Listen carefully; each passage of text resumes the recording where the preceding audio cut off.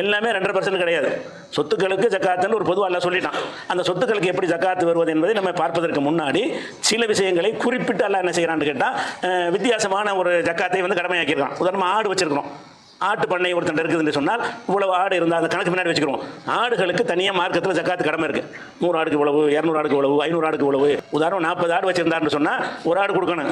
ஆனால் 120 வரைக்கும் ஒரு ஆடு தான். அப்போ 2% வராது. இது தங்க வெள்ளி ரூபாய்க்கு பண்ணுறோம்ல, 2.5% பண்ணக்கூடாது.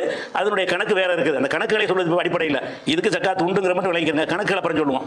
அதே மாதிரி வந்து ஆடுகள் மாதிரி மாடுகள் வைத்திருந்தாங்கன்னு வைங்க, அதுக்கு ஜக்காத்து இருக்கு. மாடுகள் வந்து 40 மாடு இருந்தால் இவ்வளவு, 30 மாடு இருந்தால் இவ்வளவு ஜக்காத்துக்கு ஒரு கணக்கு இருக்குது. அதே மாதிரி ஒட்டகங்கள் அதான் அங்கே ஜாஸ்தி இருந்தது. அன்னைக்கு இருந்த மக்கள்கிட்ட ஆடு மாடு ஒட்டகம் தான் இருந்தது, செல்வம்னு சொல்லி. அந்த மாதிரி ஒட்டகங்கள் வளர்த்தாங்கன்னு சொன்னால் 5 ஒட்டகத்திலேருந்து ஜக்காத்து ஆரம்பிக்கும். 5 ஒட்டகம் தான் ஒரு ஆடு கொடுக்கணும் அப்படின்னு சொல்லி ஒட்டகத்துடைய கணக்கு தனியாக வரும்.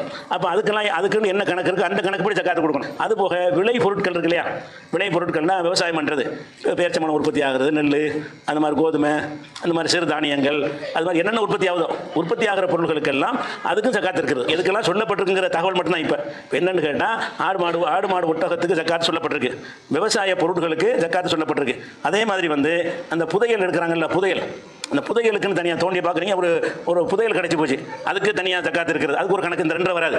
அதுக்கு 5 அதுக்கு வந்து 20% கொடுக்கணும். புதையல் எடுத்து என்ன செய்யணும், ஒரு புதையல் தோண்டி எடுத்தீங்கன்னு சொன்னால் 100 ரூபாய் எடுத்தால் 20 ரூபாய் கொடுத்துடணும். அது 2% வராது. இந்த மாதிரி உள்ளது போக தங்க வெள்ளி நாணயங்களுக்கு இருக்கிறது ஜக்காத்து குறிப்பிட்டு இருக்கிறது. பாக்கி உள்ளது எல்லாமே செல்வங்களில் சேர்ந்துடும். இந்த இதுகளுக்கெல்லாம் வந்து குறிப்பிட்ட ஒரு விளக்க வகை இருக்குது. இதுக்கு இவ்வளவு, இதுக்கு இவ்வளவு. இது அல்லாத சொத்துக்களாக இருந்துச்சுன்னு சொன்னால் அதை ரூபா கணக்குப்படி எடுக்கிறோம்ல, அந்த கணக்கு பிரகாரம் எடுத்துக்கொள்ள வேண்டும் என்பதை மனசில் வச்சுக்கணும்.